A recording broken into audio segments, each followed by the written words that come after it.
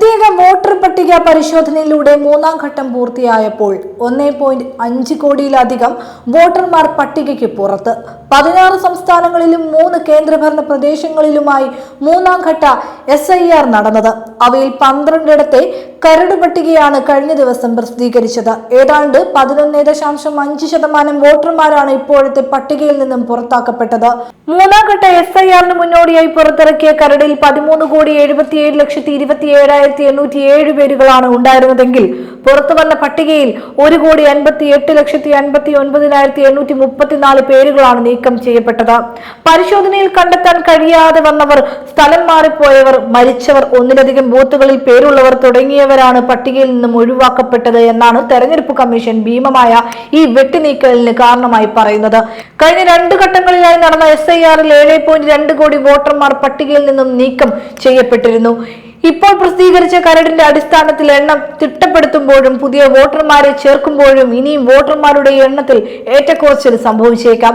എന്നാൽ 1.5 കോടിയിലധികം വോട്ടർമാരെ പട്ടികയിൽ നിന്നും പുറന്തള്ളിയതിൽ രാഷ്ട്രീയ പാർട്ടി വൃത്തങ്ങളും പൗരസംഘടനകളും അസ്വാഭാവികത പ്രകടിപ്പിച്ചിട്ടുണ്ട്.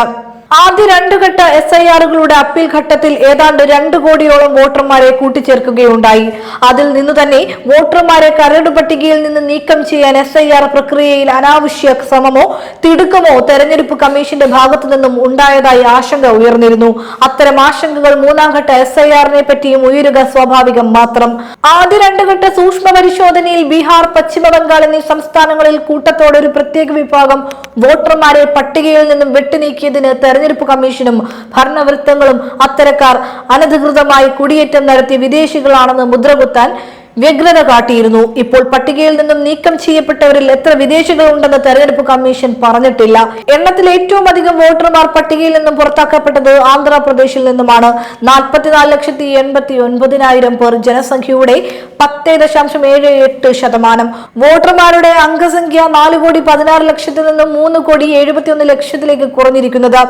ഇപ്പോൾ പ്രസിദ്ധീകരിച്ച കരട് സംബന്ധിച്ച് അവിടങ്ങളിലെ രാഷ്ട്രീയ പാർട്ടികളുടെ പ്രതികരണങ്ങൾ ഇനിയും പുറത്തു വന്നിട്ടില്ല. വോട്ടർമാർ പട്ടികയിൽ നിന്നും കൂട്ടത്തോടെ നീക്കം ചെയ്യപ്പെടുക വഴി വോട്ട് ചെയ്യാനുള്ള അവരുടെ പൗരാവകാശം നിഷേധിക്കപ്പെടുന്നു എന്നതു മാത്രമല്ല ആശങ്ക ജനിപ്പിക്കുന്നത്.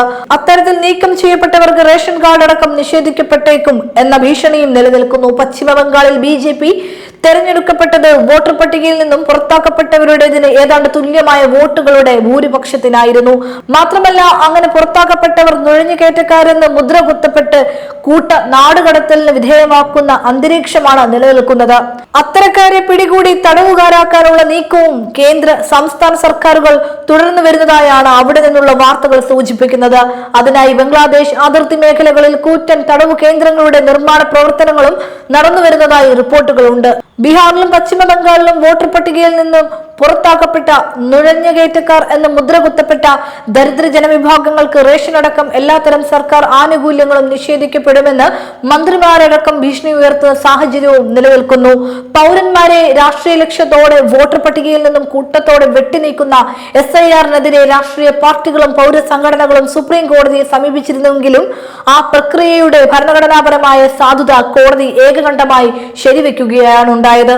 മരിച്ചുപോയവരും സ്ഥലം മാറിപ്പോയവരും ലഭ്യമായ മേൽവിലാസത്തിൽ കണ്ടെത്താൻ കഴിയാത്തവരുമായ വോട്ടർമാരുടെ പേരുകൾ നീക്കം ചെയ്ത് ശുദ്ധീകരിക്കുക എന്ന SIR ലക്ഷ്യത്തെ അംഗീകരിക്കുമ്പോൾ തന്നെ BJP സംഘ് പരിവാർ രാഷ്ട്രീയ അജണ്ടയുടെ ഭാഗമായി പൗരന്മാരെ വോട്ടർ പട്ടികയിൽ നിന്നും വെട്ടിനീക്കുന്ന തെരഞ്ഞെടുപ്പ് കമ്മീഷന്റെ നടപടി എതിർക്കപ്പെടേണ്ടതുണ്ട്. രാഷ്ട്രീയ പാർട്ടികൾ ഏറെ ജാഗരൂകരായി നിലകൊള്ളുന്ന കേരളത്തിൽ പോലും വിവിധ കാരണങ്ങളാൽ അനേകം പേർ പട്ടികയിൽ നിന്നും നീക്കം ചെയ്യപ്പെടുകയുണ്ടായി.